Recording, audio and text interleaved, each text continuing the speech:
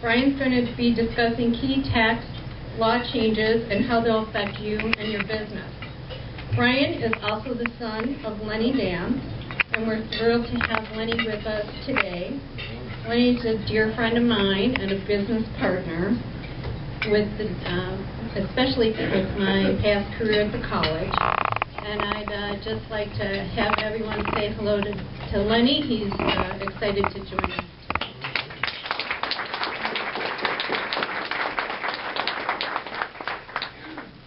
Brian graduated from Marquette University with degrees in accounting and finance and received his CPA in 1998. Brian's one of the board of directors for the Fox Lake Chamber of Commerce, and he currently resides in Fox Lake with his wife and 2 daughters. And I know Lenny shared a lot of pictures of your daughters with me, so I've seen them growing up. Dan Snell and Taveirne is a full-service accounting firm with offices in Fox Lake and Libertyville. And I'd like to give a warm welcome to Brian. Thank you.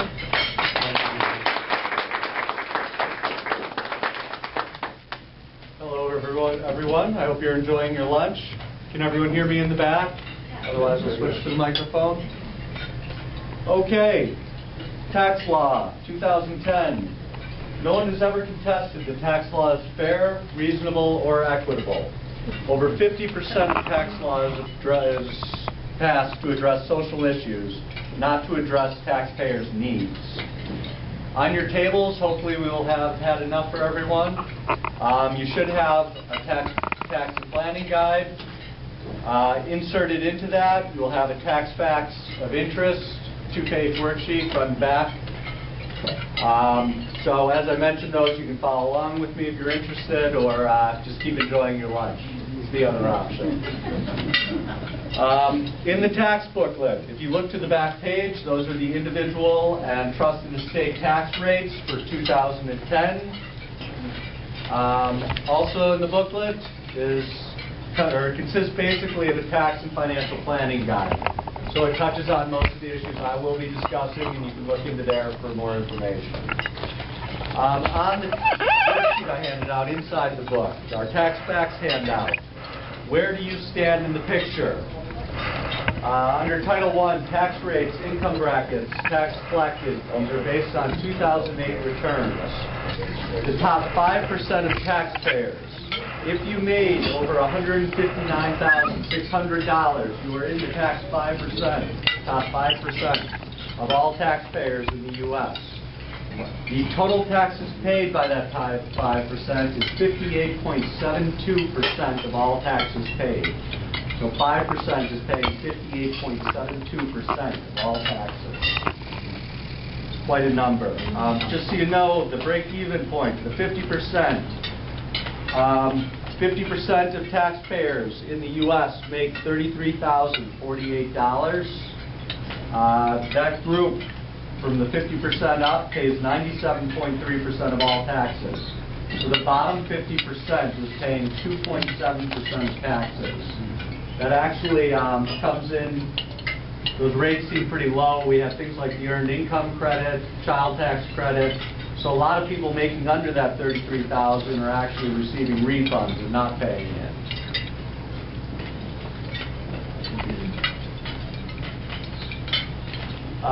Also on the tax handout, you will see the average itemized deductions. Please do not think you can take these numbers and write them on your tax return. These are just for informational purposes. The IRS will not take this handout as your itemized deduction worksheet. They do in Lenny. Well, they changed that information. But gives you a good feel. And if you look at the phase-out section on the handout, you will notice that most of the phase-outs are coming in around the $160,000 mark. That is pretty intentionally addressed to preclude the top 5% from getting the benefits of these credits. I'll be talking about both credits and deductions. They are two very different things. A tax credit is a dollar-for-dollar offset of your tax liability, and in some instances is in fact refundable. Tax deductions are just a reduction of your taxable income, and you save money at your tax rate. To better explain that, say you have a $1,000 tax deduction. If you are in the 15% tax bracket, that will give you a $150 deduction. Tax law has been a little strange this year. We don't quite know exactly what's happening yet. I have tax laws that we expect to apply to 2010 that have not, in fact, been passed yet. We expect the sales tax on autos costing less than $49,500, purchased in 2010, to be deductible even if you do not itemize. You should be able to deduct the greater of sales tax or income tax for those of you who do itemize. Deductions for real estate tax, even if you do not itemize. For those who do itemize, you can always deduct your real estate taxes. For those who do not, as of last year was our first year, and we think it will be in place again for 2010, $1,000 of your real estate tax will be added to your personal deduction. Normal 15% brackets. IRA distributions. For distributions of up to $100,000, if you're over 70 and a half, you can have taken directly from your IRA account and given to charity. This does not show up on your tax return, and it does not increase your adjusted gross income, therefore moving you up into the higher tax brackets. We expect an AMT patch to come in again this year. Increased exemption amounts should be passed before the end of the year, and your personal tax credits should be able to reduce your AMT, which is the alternative minimum tax, liabilities. The tax laws that have come into effect for 2010. We can now carry back business losses for up to 5 years. Bonus depreciation is still available for up to 50% of the new cost of equipment purchase. Additional depreciation of $8,000 on purchase of a new auto placed in service by year end. The 179 deductions have changed since last year. The amount deductible on new equipment purchased has moved up to $500,000 for small business or for businesses, or equipment purchases that do not exceed $2 million. We have a 15-year depreciation rule that has come into effect on leasehold improvements for certain businesses and restaurants. I was also just informed we have also $250,000 immediate 179 deduction for restaurants, retail, and building improvements. Traditionally, we've had a number of education credits in place. As of 2009, the American Opportunity Credit came into play, and that applies for 2009 and 2010. We're still up in the air to see if that's going to affect 2011. The American Opportunity Credit replaces the Hope Credit. The credit amounts to 100% of your first $2,000 paid, 25% of the next $1,000 paid, up to a $2,500 credit. The amounts that qualify this are for tuition and course materials. Something they've added, if you are required to have a computer, you can deduct that also.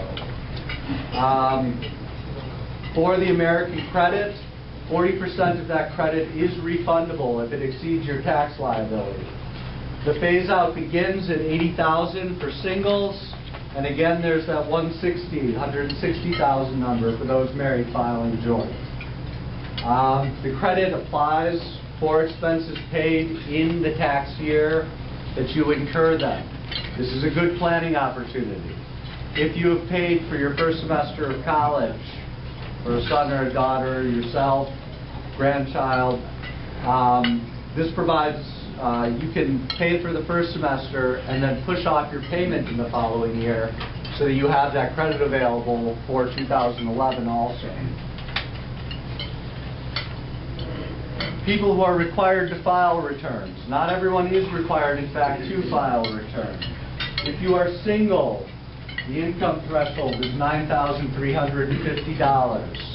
If you are single over the age of 65, you do not need to file at $10,750. For married filing joint, it is $18,700.